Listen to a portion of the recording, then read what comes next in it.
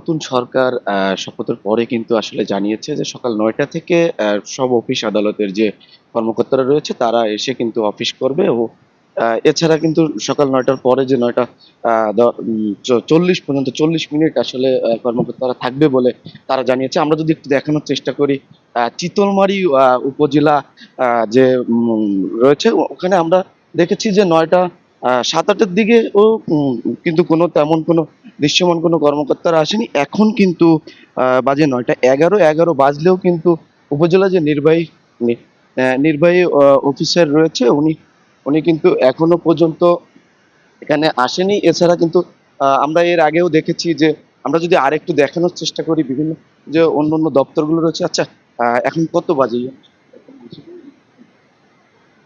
এই তো আছে।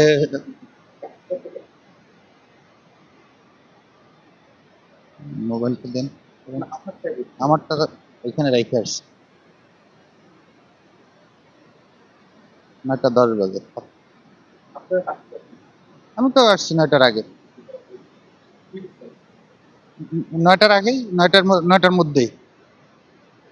যেমনটি শুনছিলেন যে ৯টা ১০ বাজে কিন্তু এখনো কিন্তু আসেনি। এছাড়া কিন্তু আমরা দেখেছি নিচে যে মৎস্য কর্মকর্তা রয়েছে, বিভিন্ন দপ্তর রয়েছে সেগুলোই কিন্তু আমরা দেখেছি যে তারাও কিন্তু এখনো আসেনি। আমরা দেখেছি যে ৯টা ৮-১০ ৮ ৭-৮ এর দিকে কিন্তু বিভিন্ন আ বিভিন্ন কর্মকর্তারা ২ জন আসলেও কিন্তু আ 5+ স্টার রেটিং প্রাপ্ত দেশের সর্বোচ্চ বিদ্যুৎ সাশ্রয়ী ওয়ালটন এসি স্মার্ট কমফোর্ট এখন নেক্সট লেভেলে।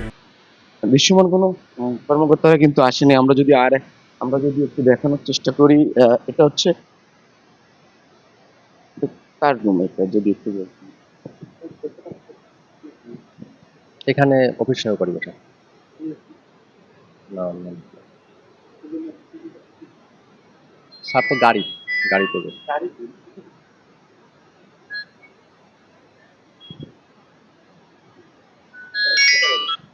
Sir, sir. হ্যাঁ, হ্যাঁ, হ্যাঁ। আচ্ছা।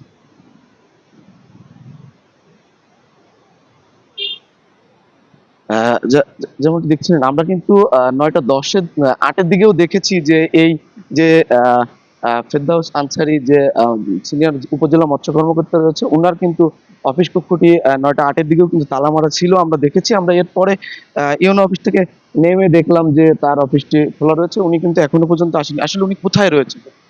বলল যে এই পাশে। স্যার, হ্যাঁ। না, না।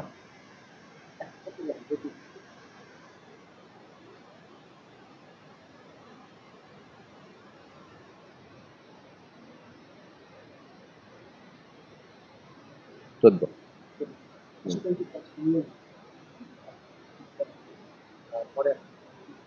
৯টা শনিবার।